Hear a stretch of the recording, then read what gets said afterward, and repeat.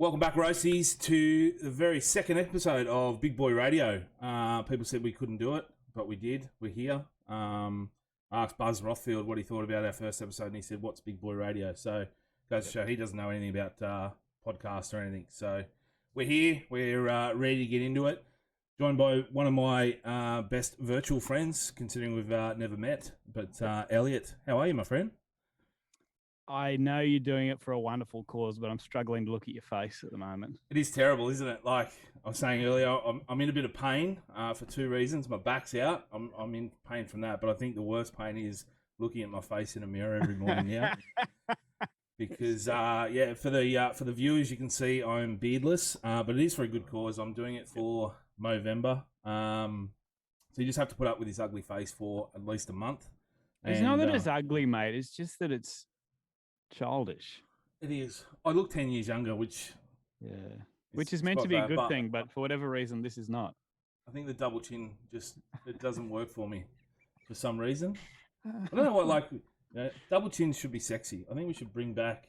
I think they are in Japan. I'm pretty sure the fatter and heavier you are in Japan, at one stage that was a symbol for being quite sexy, like sumo wrestlers, etc. Just googling flights to Japan. There you go. I think now we're opening up Tokyo as your first stop. Let's go. But yeah, so how was apart from looking at my weird face today, mate?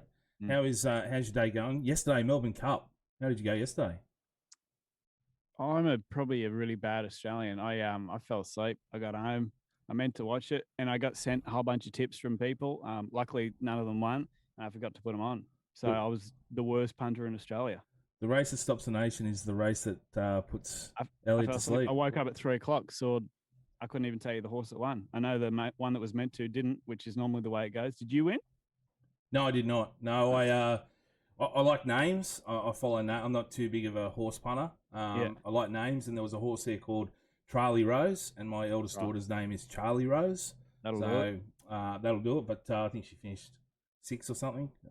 But yeah. And then I took, I think, incentivized with like the field in a first 4. So if I bet on a horse, I would have gone. There was someone there about the Knights or something or other. Knights Order. That's the one. I probably would have picked that one. So I'm glad I didn't, to be honest, because I would have just lost more money. Great race. James McDonald winning his first Melbourne Cup, and it was good to see. But your weekend, mate, I hear it was a bit of a biffo. You get into a bit of a tussle. We had the first game of the Gridiron Queensland season for North Queensland. So we're playing against Townsville in Townsville. And I know that you've seen the video. It's my first game of Gridiron, can I say, too? So I didn't know what I was doing. So I'm playing on the offensive line. There's a play where I should have been in pass protection. Instead, I've decided to try and push a bloke upfield, which is the opposite of what you meant to do on that play. As it's happened, the camera pans away. And then it comes back maybe 10 seconds later and all the players are converged. What happened was, as I was pushing this bloke upfield, I've turned around and half tripped over my feet. And I've tripped and accidentally brought him down with me. He stood back up. He sort of looked at me and I'm thinking, oh, he's going to help me back up. There's an accident.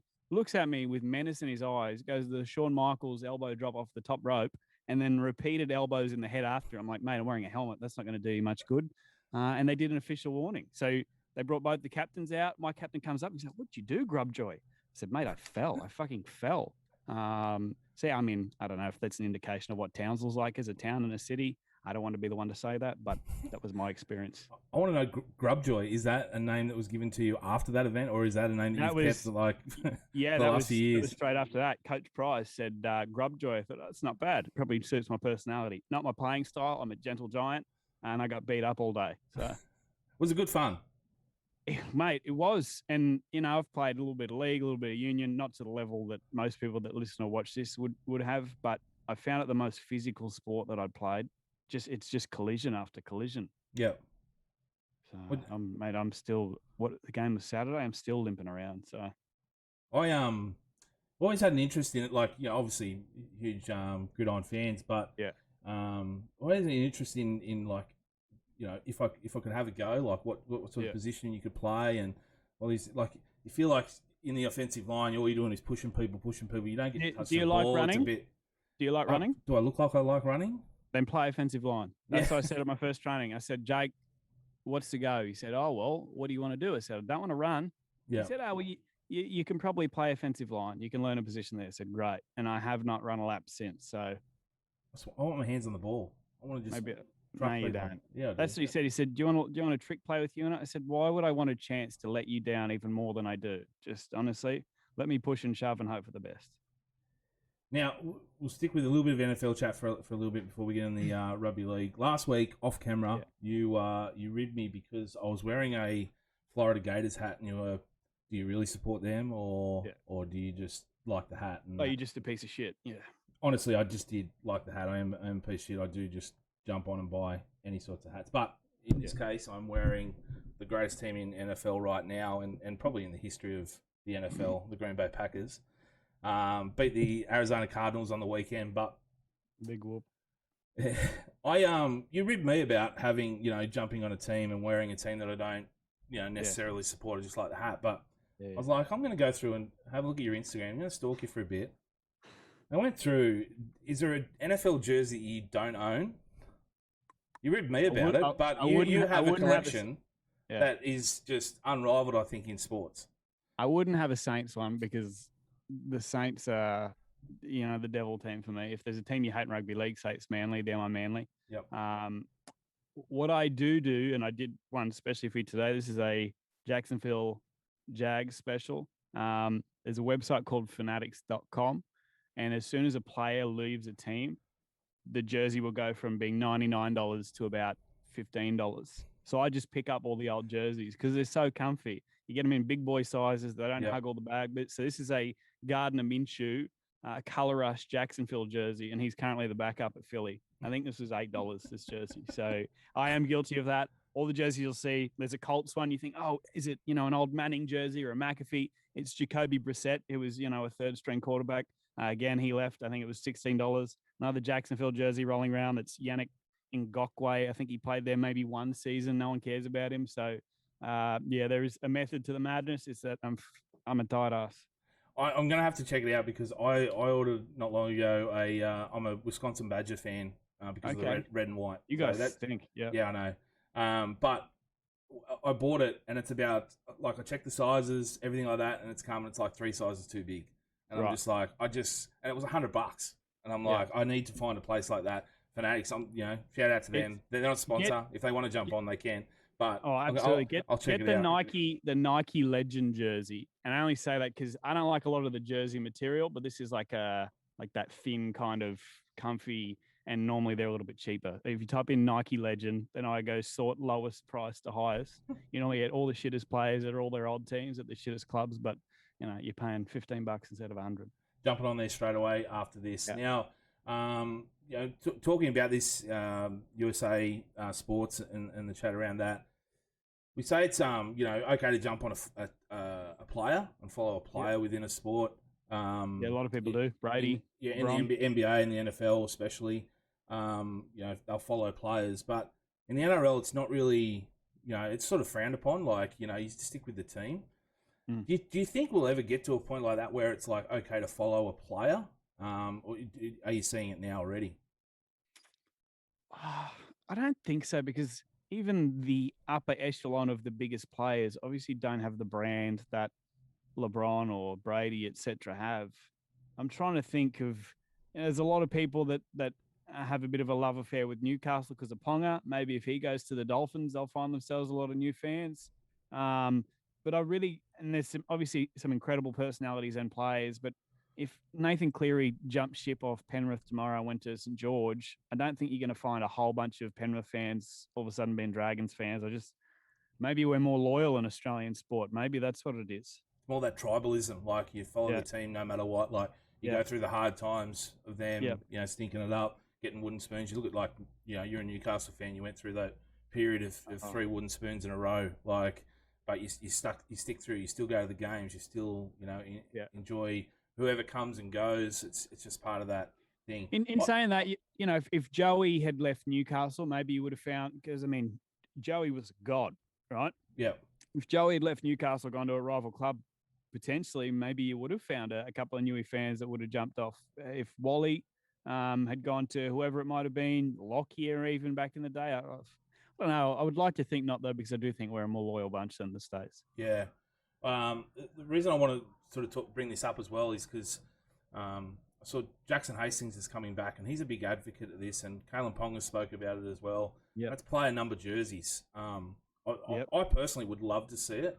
I would love to see a player given a number at the start of the year, and they keep that for the rest of their career, whether it's, if Ponga wants to wear 1, if he wants to wear 23, 24, 8, whatever it is. And I think, they could wear that number. They could build a brand around that.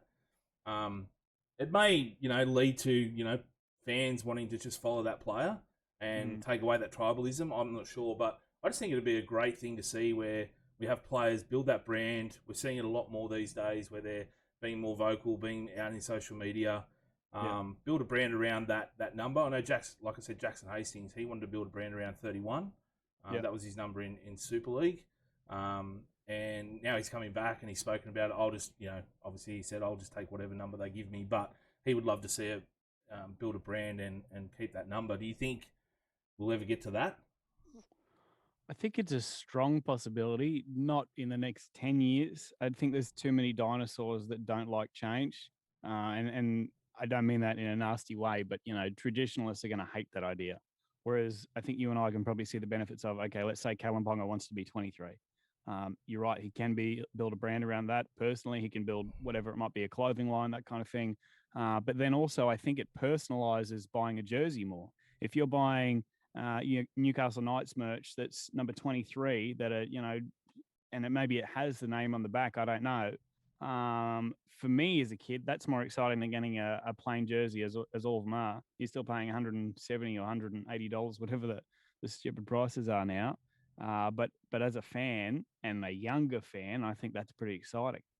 I wrote about it I think it was about 7 years ago when I was an aspiring up-and-coming writer for the Raw. Right. That worked out for. Yeah, it did. I think I wrote 2 articles and then gave up. But I wrote about the pros and cons of it for both the players and the teams. What are the clubs. cons? Well, the cons would be prices. So and it's expecting fans to buy more merch. So it's almost like you're pressuring them to buy a new jersey every year, or if they buy. I think fans want to anyway. Some do, but we are a battling. We're a code of battlers, basically, if you say it. That we don't want to see. Some don't want to see change. They don't want to see a different jersey every year with different numbers and all that sort of stuff. Where I don't know. I would love to get a hair. If I'm wearing a number 7 Newcastle Knights jersey, are people going to think that's Jake Clifford, or are they going to go, bought it 10 years ago or 15 years ago for Joey? I'd love to have Johns on the back and number 7. Me personally, even as a non-Knights fan, I would buy a Newcastle Knights number 7 jersey if it had or a Johns jersey if it was 7, if it was 34, if it was 77, whatever it was. I would buy that because I like that player. Even though I'm not a fan of that team, I would buy it. So. Yep.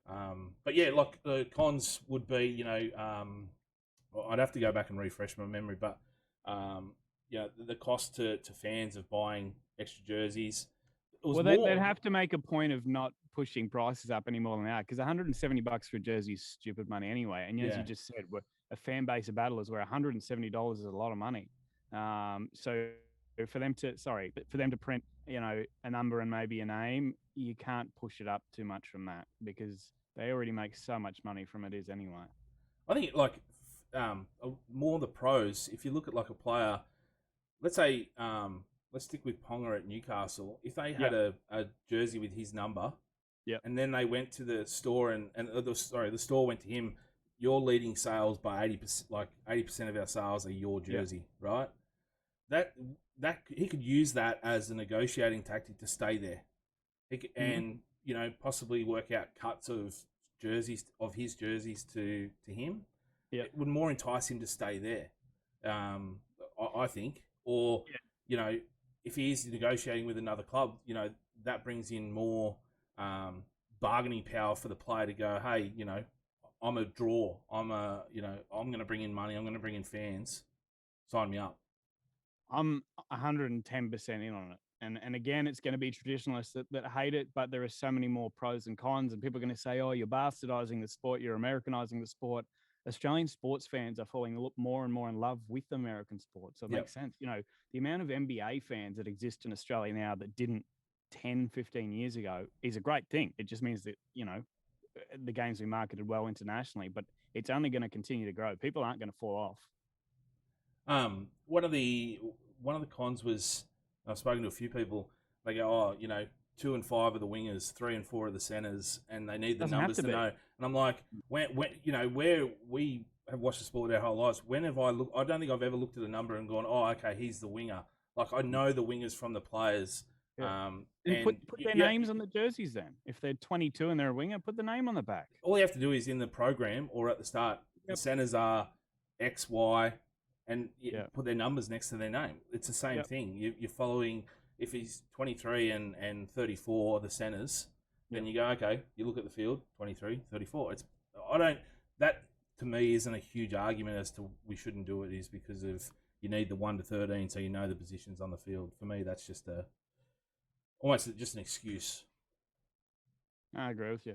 Like I said, I think it will happen at some stage. I can't see it being for a while because I think there's too many dinosaurs. Talking about changing in media, you're a guy in media, and I'm sure you saw Brendan Smith signed with YKTR.Sports during the week. I think it's a huge step forward in regards to player-run media. And sort of a change in the guard where we don't have to rely on that mainstream media to control the narrative. It's the player now coming in, creating their own content and marketing themselves like we've spoken about. Do you think that change is getting a little bit more closer? And from your perspective, you're a person in the media and the radio, how do you see it, different? Do you see it harder for you guys or what? I find it hard in our role because you're expected. Say, for example, we had a sit down with Cam Smith start of this year, and you're expecting that to ask him difficult questions, and I think you're expected as someone in the media to turn or to find a negative angle. And I think what I enjoy about, say, your platform on the Roast or YKTR is it's very pro players, and as a fan of the game, I love that. I love reading posts about, hey, Ronald Mulatalo's done this work behind the scenes for charity, or, this person's doing this amazing thing outside of football. Or I really enjoy reading the positive stuff because the nasty stuff is always going to rear its head, whether it's off-season drama, whatever it might be. I think the difference between the player-led stuff and like I said, even what you're doing with the Roast, I tip my cap because as a fan, I enjoy it because I'm like, I want to read the good stuff.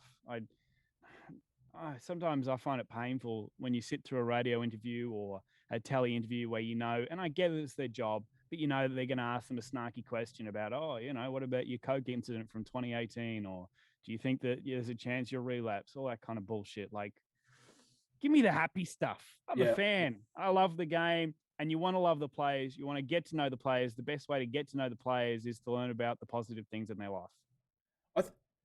In saying that, like you look at, Brendan Smith, he had a negative incident in the off season where the video of him with a white substance on the table.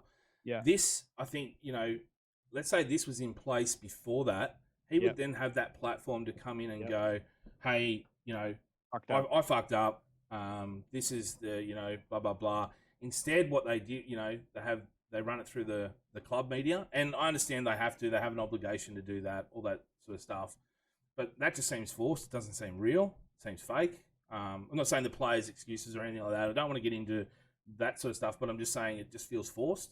Whereas if they have their own platform, if they have their own, creating their own content, like I'm a fan of Brendan Smith's content. I'm a fan of the players bringing themselves out on Instagram and all the socials, creating their own content. I think, if they have this platform where he can get on the front foot and go, hey, I fucked up, did this, really sorry, blah, blah, blah. That's sort of over like in a day. Instead it dragged out for 4 weeks. No one was talking. No one knew what was happening. I think they can utilize that and bring a thing like any of the negative stuff, post their stories of all the positive things. That's fine. But when something negative happens, because it inevitably will happen, when it does, jump on the front foot, use their platform to get it out and sort of shut it down. When then you get the true narrative too. I mean, fans of the game aren't dumb. If Brandon Smith goes on YKTR and bullshits stuff that was going on, fans are going to say, okay, that's bullshit. Yeah. I think the way that we've gotten to know Brandon through obviously his style of play, but him off the field as well, I don't think he'd bullshit about that. And then it shut down. Instead, you've got print running all kinds of stories of, yeah, and Brandon did this when he was 20 at the Cowboys, and can he be trusted? It's like, fuck off. Like, I love the play-led media stuff, and I would hope that, I mean, I don't know any of the boys at YKTR, but I would hope that that brand's just going to continue to grow, and maybe that ends up being the avenue for players to talk. Who knows?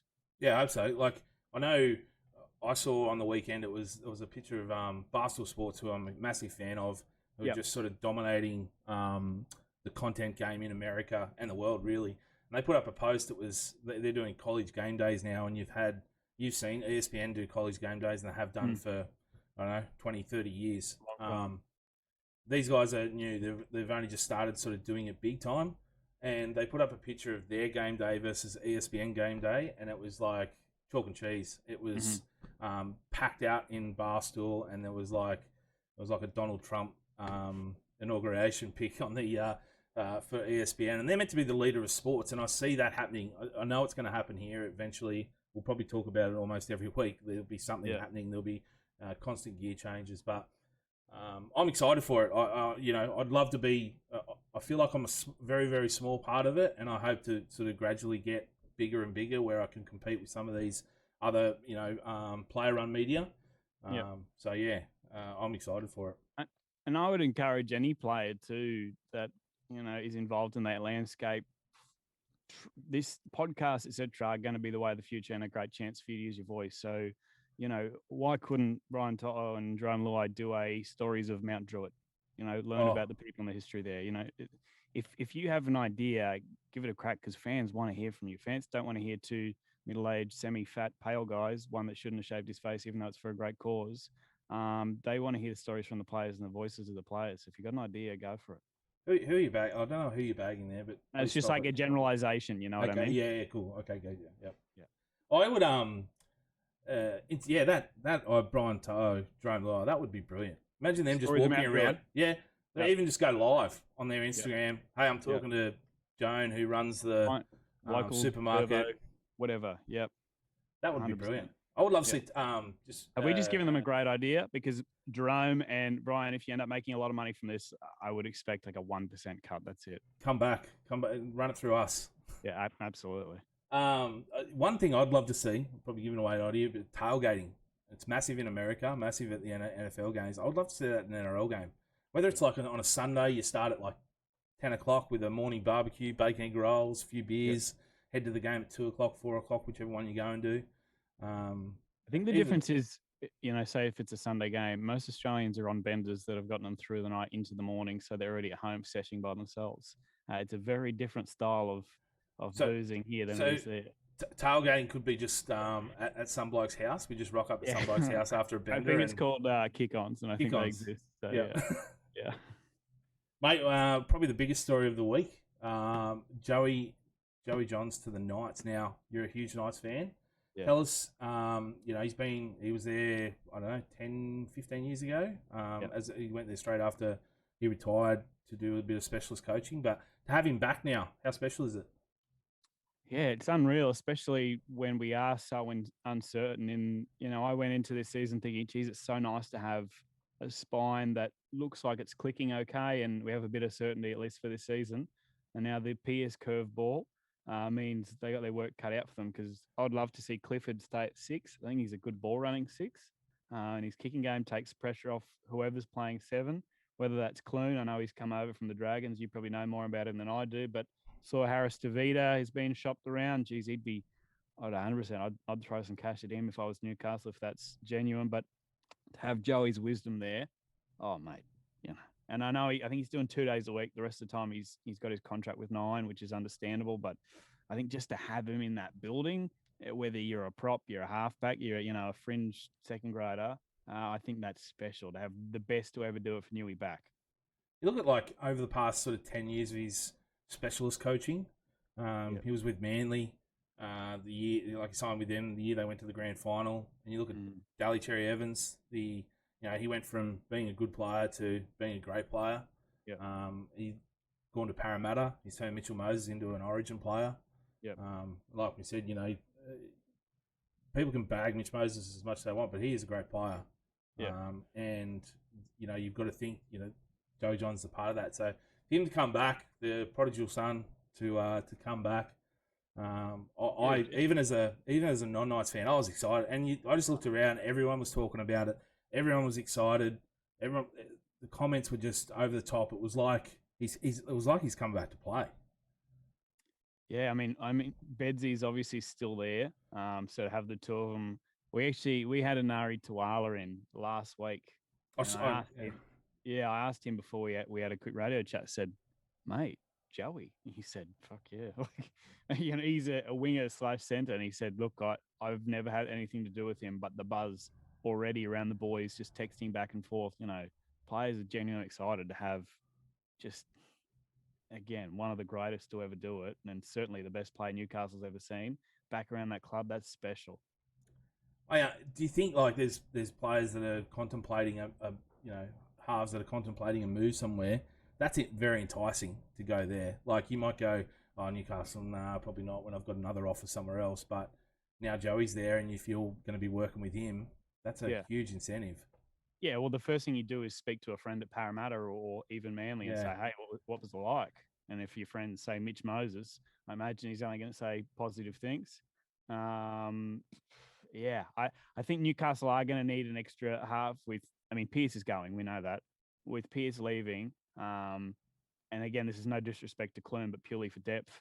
I don't know what's going to happen there. I'm a little bit worried, to be honest. You know what I see happening in about round 10, round 12? Knights are going to be, I don't know, 5 and 7. Yep. 10th to 8th. It's going to be a Sunday arvo at McDonald Jones Stadium. Joey's going to be up in commentary. Knights are going to be down by, 14. Yep. He's just going to drop the mic, drop the headset, head down the sheds like Bobby Boucher in The Waterboy. Actually, no, he's going to be more like Thanos. He's going to be picking up the boots and he's just like, fuck it, I'll do it myself. He's going to run out, lead him back, score 30 points, lead him to the grand final. Be interesting to see now whether they re-sign Jack Johns. I think Cooper Johns has just re-signed at Melbourne for a year. I don't know if there's any wiggle room there, but yeah, they're going to have to bring someone in. I just don't know who it is, but yeah, at least we got Joey back in the building. That's pretty special. It is. It's going to create a really good narrative around the year with them, and it's going to be good. Like we won't even see him. Like there won't be many videos or pictures of him in the sheds or anything like that. But it'll just still be special, the story around it. I know. Even when he was in commentary and Cooper, it might have been someone playing the Storm, and just him there chatting with Cooper. His nephew who was playing in the NRL. So, stuff like that was really special to see. So I think him in that Knights in that blue and red on game day will be very special. But can't wait, mate. What's on? We're going to wrap it up. What's on for the rest of the week? We're going back to Townsville this weekend for Gridiron on Saturday. We're playing against Mackay. So that'll be another long as fuck trip. Not from me. I might fall over again. It could start something. Who knows? Yeah. And yeah, we got training tonight. Bit of work, and away we go. All right, mate. At the moment. Appreciate you. Good luck with it all. Hope you get a win this week for the what is it? The Falcons. Yeah, the mighty Falcons. Yeah, might go buy an Atlanta Falcons jersey just for you. I'll send you a Falcons. What number are you? Merch. Well, offensive line numbers I think are between 50 and 79. So I'm 79. It's meant to be a 2XL. If that's the case, it's a very tight 2XL. Let me tell you. Look for that number 69. So, or is it taken? Bloke pinched 69 pretty quick. I think that's the biggest jersey. I was going to say it's probably the biggest guy on the field. 4XL. He's a big unit. He's out this week with a toe injury. Turf toe. Infected toe. Yeah, it wasn't nice. Well, all the best, mate. Thanks for your time. Thanks listeners and watchers. We'll talk to you soon.